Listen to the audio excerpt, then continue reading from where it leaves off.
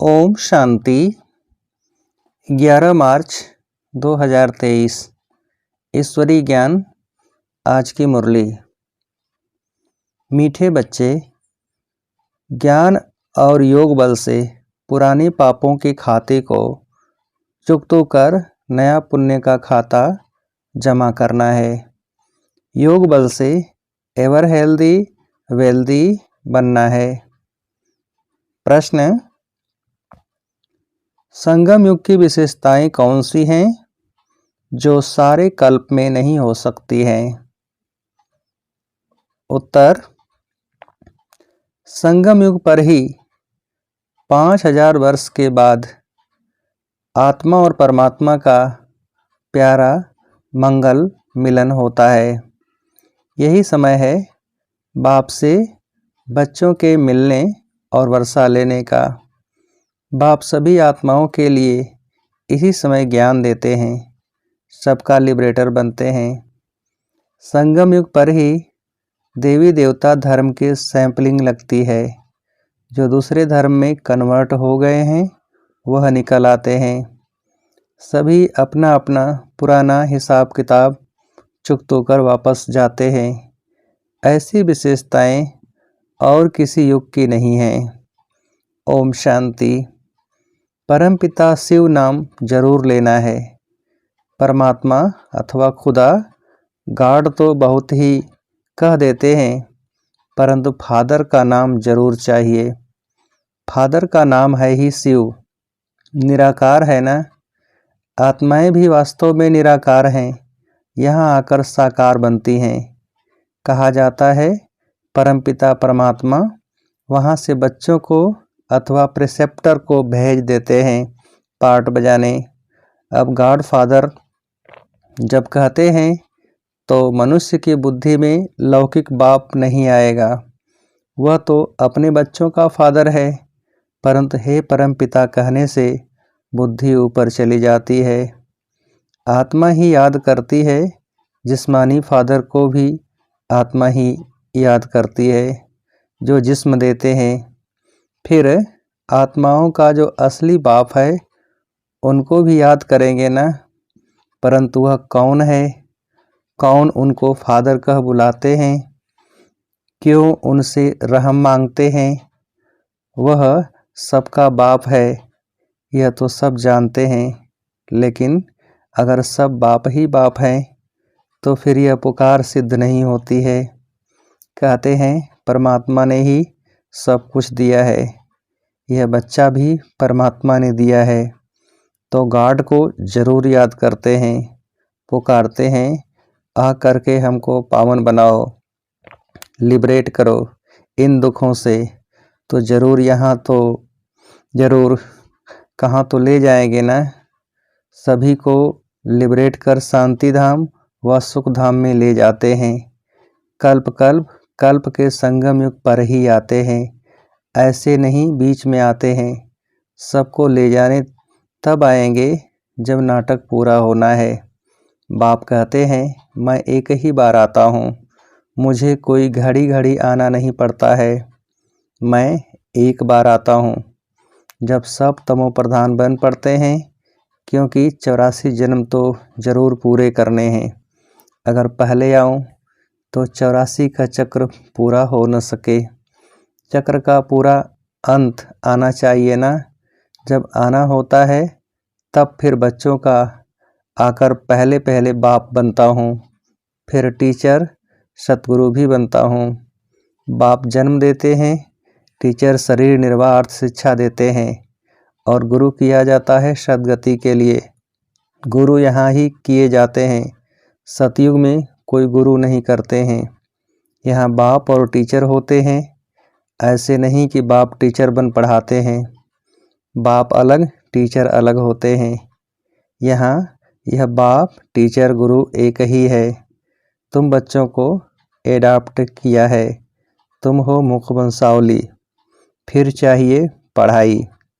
तो सारी सृष्टि चक्र के आदि मध्य अंत का राज समझाते हैं। ड्रामा में मुख्य क्रिएटर मुख्य एक्टर कौन कौन है, सारे विश्व के चक्र की नॉलेज बताते हैं। मूल वतन, सूक्ष्म वतन, स्थूल वतन का सारा समाचार बताते हैं। यह सारा चक्र कैसे फिरता है? पहले पहले नई दुनिया में कौन कौन आते हैं? पहले पहले तो बच्चों को यह जानना चाहिए कि वह हमारा बेहद का बाप है। यह ब्रह्मा भी कहते हैं हमारा बाप यह शिव है, ब्रह्मा वल्द शिव। शिव बाबा भी कहते हैं यह ब्रह्मा बच्चा है, मुझे इनमें प्रवेश करना है, तो मैंने इनको एडाप्ट किया। पहले इनका नाम असुल लेखराज था, फिर ब्रह्मा नाम रखा है। मैंने इनको अपनाया है। मनुष्य बाबा बाबा कहते हैं परंतु बिगड़ जाने। शिव के चित्र के आगे जाते हैं परंतु वह हड्डी दिल से समझते नहीं हैं कि यह हमारा बाप है। लौकिक बाप का अगर कोई चित्र देखते हैं तो झट कहेंगे यह हमारा बाप है। शिव के आगे वह हड्डी नहीं निकलेगा। पहले उनको परमात्मा समझते भी हैं परंतु उस रुचि से हड्डी यानी जिगरी नहीं कहेंगे कि यह हमारा बाप है। सिर्फ वंदना करते हैं भक्ति मार्ग की रस्म अनुसार। उनसे प्राप्ति क्या होती है वह बुद्धि में आएगा नहीं। यह बाप बैठ समझाते हैं। निश्चय करने के लिए पॉइंट्स तो बहुत देते हैं परंतु बच्चे भूल जाते हैं। सभी धर्म वालों के लिए यह ज्ञान है, चाहे मिलिट्री का हो चाहे सिविलियन हो, ज्ञान सबके लिए है। तुम बच्चे जानते हो शिव बाबा हमारा बाप, टीचर, सतगुरु है। यह हमारा बहुत पुराना मिलन है। 5000 वर्ष के बाद आए हैं। इसे आत्माओं और परमात्मा का प्यारा मंगल मिलन कहते हैं। परमपिता परमात्मा आकर सभी आत्माओं से मिलते हैं। इस समय ही सबका लिबरेटर बनते हैं। सभी तो शिक्षा नहीं लेंगे, शिक्षा वह लेंगे जो देवता बनने वाले होंगे। मनुष्य सृष्टि का इतना बड़ा झाड़ है, इनसे सैंपलिंग लगाते हैं। आज गवर्नमेंट भी किस्म किस्म की सैंपलिंग लगाती रहती है। बाबा भी सैंपलिंग लगाते हैं। फिर जो स्कूल के हैं वह निकल आते हैं। जो देवी देवता धर्म वाला व इस फाउंडेशन वाला होगा उनका ही सैंपलिंग लगता है। तुम असूल देवी देवता धर्म के हो, फिर और धर्म वालों का भी सैंपलिंग लगेगा। जो कन्वर्ट हो गए होंगे वह निकल आएंगे। किस्म किस्म के मुसलमान, पारसी आदि आते हैं ना, अपने दैवी धर्म के झाड़ की ही सैंपलिंग लगती रहेगी। अब तुम बच्चे प्रैक्टिकल में समझते हो वह एक ही बाप, हमारा बाप, टीचर, सतगुरु है। मनुष्य तो कहेंगे बाप ने हमको जन्म दिया, फिर फलाने टीचर ने पढ़ाया, फिर पिछाड़ी में गुरु करते हैं, कोई नहीं भी करते हैं। हर एक की अपनी अपनी मान्यता है। कोई न कोई का सिमरण जरूर करते हैं। बाप को याद करेंगे व कोई मित्र संबंधी को याद करेंगे। अब तुमको और सबकी याद भूल एक बाप को ही याद करना है। वही सत्य बाप, सत्य टीचर, सतगुरु है। सचखंड की स्थापना करने वाला है। सारे सृष्टि के आदि मध्य अंत के चक्र की हिस्ट्री ज्योग्राफी बताते हैं। हम सुदर्शन चक्रधारी बने हैं तो जरूर चक्र याद करना पड़े। यह सृष्टि का चक्र कैसे फिरता है, शुरू से अंत तक चक्र को जानते हो और यह कल्प के संगम युग पर ही जान सकते हो। बीच में तो कोई जान न सके। बाप पढ़ाते ही हैं कल्प कल्प कल्प के संगम युग पर। सारे वर्ल्ड की हिस्ट्री ज्योग्राफी का राज और कोई भी समझा न सके, बाप ही समझाते हैं। बाप द्वारा तुम सुदर्शन चक्रधारी बन चक्रवर्ती राजा बनते हो। वहाँ यह नॉलेज फिर गुम हो जाती है। नाटक पूरा हुआ, फिर आत्मा के अंदर जो पार्ट है राजाई का वह शुरू होगा। इस समय तुम्हारा पार्ट है सीखने का। बाबा का आना, बच्चों को नॉलेज सिखलाना, ऊंच पद प्राप्त कराना अभी का पार्ट है। पद प्राप्त कर लिया फिर खत्म। फिर यह सृष्टि चक्र की नॉलेज प्रायः लोप हो जाती है। कोई भी मनुष्य को इस सृष्टि चक्र का नॉलेज नहीं है। सन्यासी तो चक्र को मानते ही नहीं। झाड़ को देख कहते हैं यह तो कल्पना है, तो तुम बच्चों को भी धारणा करनी है। योग पूरा नहीं होगा तो धारणा होगी नहीं। बुद्धि प्योर बन न सके, कहते हैं ना, शेरनी का दूध सोने के बर्तन में ही ठहर सकता है। तो यह भी ज्ञान अमृत बच्चों को मिलता है। बर्तन लोहे से बदलकर सोने का होगा, तभी धारणा होगी।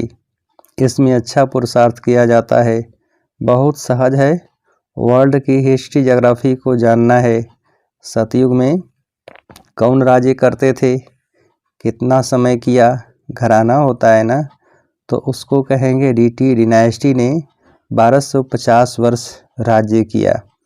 क्या लड़ाई से राज्य लिया? नहीं, अभी के पुरुषार्थ की प्रारब्ध पाई है। यह सारा चक्र तुम किसको भी समझाओ तो बहुत खुश होंगे। भले मिलिट्री के हों, दिल्ली में आते थे ना, उन्हों को भी बाबा समझाते थे ना कि तुमने सुना है जब गीता सुनाई जाती है तो उसमें भगवान वाच है, जो युद्ध के मैदान में मरेंगे वह मुझे प्राप्त करेंगे, सुदर्शन चक्रधारी होंगे। परंतु ऐसे नहीं कि सिर्फ गीता पढ़ते व सुनते हैं तो स्वर्ग में चले जाते हैं।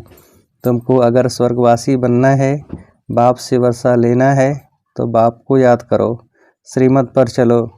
यह ज्ञान अभी ही मिलता है, क्योंकि अभी स्वर्ग के द्वार खुलते हैं। यह ज्ञान अभी के लिए ही है। शिव बाबा को याद करने की प्रैक्टिस करनी है।